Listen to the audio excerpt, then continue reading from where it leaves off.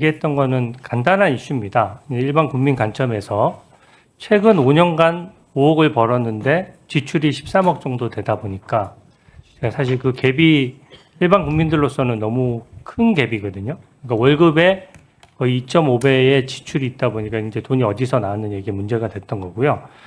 후보자님 말씀하셔서 이제 유학 비용은 그 전 배우자께서 내셨다고 하니까 그건 좀 이따 따져보기로 하고, 그래도 현금 6억 정도가 비는 상황이거든요. 그래서 제가 아까 사실관계를 언뜻 말씀해 주셨는데 일단 우선 사실관계를 좀 한번 확인해 보고자 합니다. PPT를 먼저 띄워 주십시오. 일단 아까 축의금은 받긴 하셨지만 다 처갓집으로 주셔서 축의금은 수익으로 안 잡혔던 것입니까?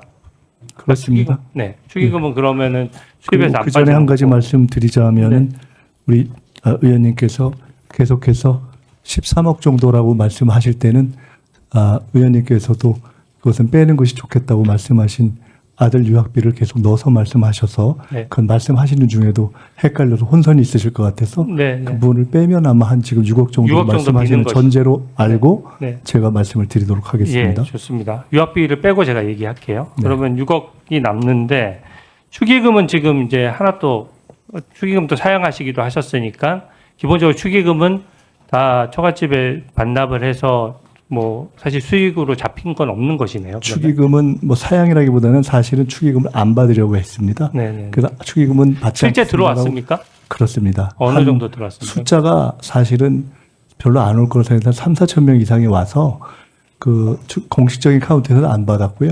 그렇지만 개인적인 가까운 지인들이 이렇게 축의금 봉투를 주고 한 것으로 해서 제가 볼 때는 그래도 제법 들어왔던 것 같습니다. 제법. 포함해서 근 1억 보통 정도. 일반 국민들도 축의금을 하게 되면은 뭐 다음에 다시 축의를 하기 위해서 대충은 금액을 네, 그래서 근 알아두잖아요. 1억 정도가 되는데 1억 정도 됐습니다. 네, 그때가 이제 국회의원 다시 되기 전이고 나이가 제가 재혼이어서 그때 나이가 거의 뭐 제법 됐죠. 그런데 네, 그것을 좋습니다. 그 정도, 예, 그 정도 그것을 하고요. 그냥 장모님한테 드렸습니다. 아까 말씀하셨던 게 조의금 1억 5천만 원, 또 출판 기념에 각각 한 번에 1억 5천만 원 정도씩 모였던 것으로 기억한다 이렇게 말씀하셨는데 그건 맞습니까? 조금 더 정확히 말씀드리자면은 네. 부의금이 한 1억 6천 정도 되는 것 같고요. 네, 그건 정확한 겁니까? 어쨌든 확인이 가능한 겁니까? 그때- 그것은 뭐 저희가 대략 그때 얼마 정도 됐든 하고 이렇게 뭐 메모 정도 해놓은 수준에 네. 뭐 지나가는 거여서 누구나 다 그거를 뭐 축의금, 조의금은 온 국민이 어디다가 신고할 방식이 없지 않습니까? 좋습니다. 그래서 기억하는 방식으로 해서 두 번에 걸쳐서 한 1억하고 1억 5천 해서 한 2억 6천 정도 되는 것 같습니다. 그러면 조의금은 1억 6천이었고 출판 기념에 첫 번째가 한 1억하고 그 다음에 1억 5천 정도 맞습니까?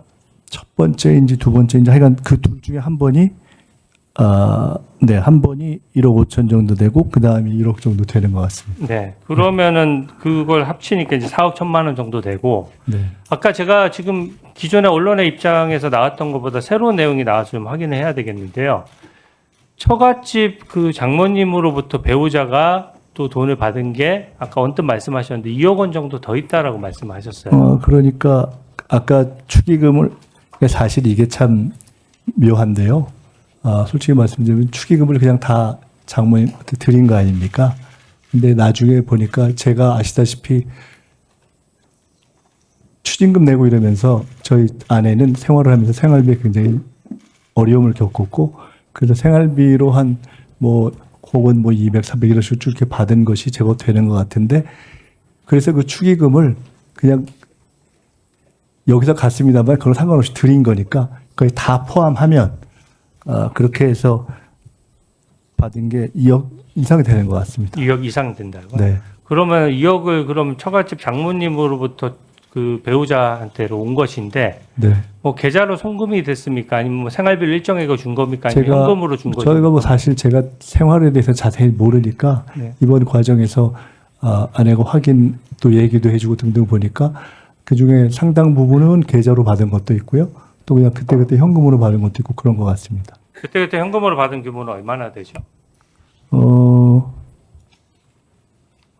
현금으로 받은 게 한 얼마인가요? 제가 정확히 모르겠는데 네, 오해 좀 확인해 주십시오. 네, 통장으로 받은 게 최소한 반 이상 되는 것 같습니다. 네.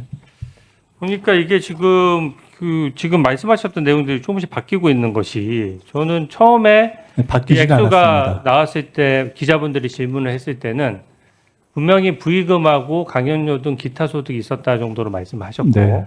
또 시간이 지난 다음에 이제 금액이 명확해지고 나서 출판 기념회 얘기를 하셨고 또 이제는 또 다른 자금원이죠. 그러니까 그 처갓집으로부터 다시 2억 원 정도를 받는 자금이 있었다. 지금 이 말씀이신 거죠?